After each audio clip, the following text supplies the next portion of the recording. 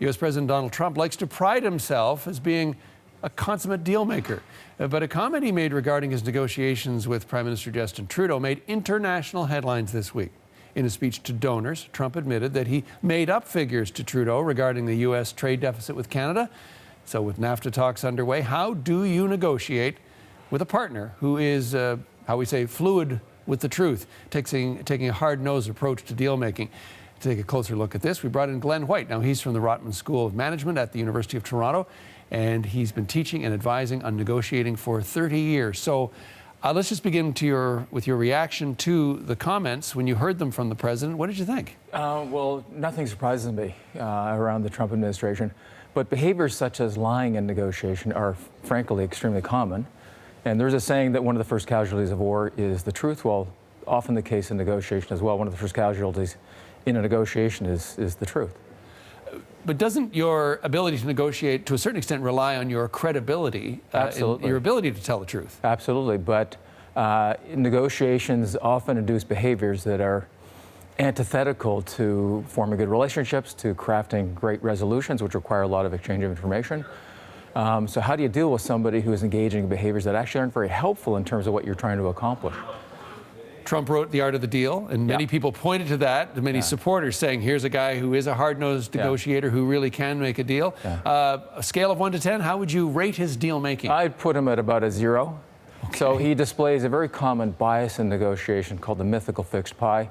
The mythical fixed pie? The mythical fixed pie, the belief that negotiations are in general zero-sum, win-lose, that the way I succeed is to ensure you fail and vice versa.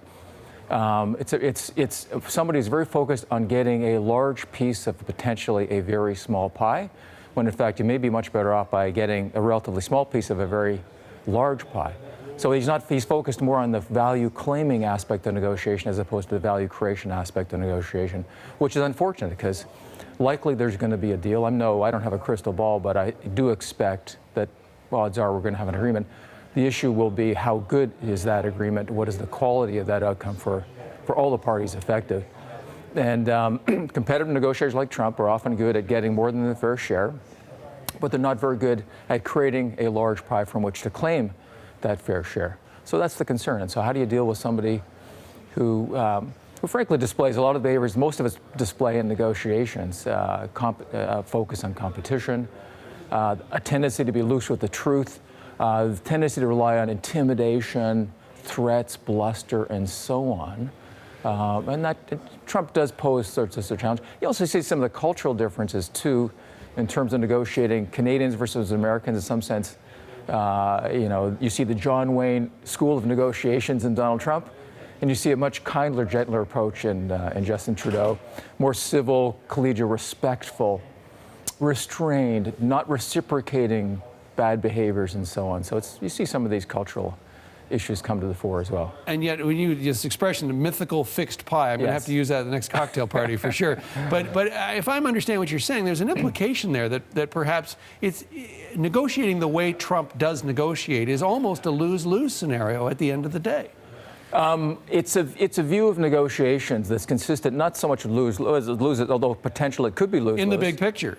I think he would understand or describe it as potentially win-lose, I win, therefore you lose, as opposed to a more sort of colloquially win-win orientation, which is much more focused on value creation and then sharing the benefits of that, as opposed to simply value claiming, which is, as I said, not being focused on how mutually beneficial the outcome is, just being focused on how big is my piece of the pie. Right, exactly. So mutually beneficial. So you may win this negotiation, you may get a bigger piece of the pie, of a smaller pie, but down the road there could be greater opportunities, greater chance of in this case trade that we all could benefit from, and we could all walk away with a lot more than if we just win this one particular round. It's a very primitive view as to what negotiations is all about.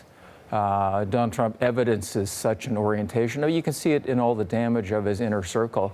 Instead of resolving many of those differences through a process, for example, negotiation, he fires people. Are there lessons that we can use in our everyday life in terms of the approach to get the best out of the deal you're trying to get? Well, not to use individuals such as Trump as role models for negotiation. Not to say that competition isn't relevant in effective negotiations, but there's a lot more to it than that.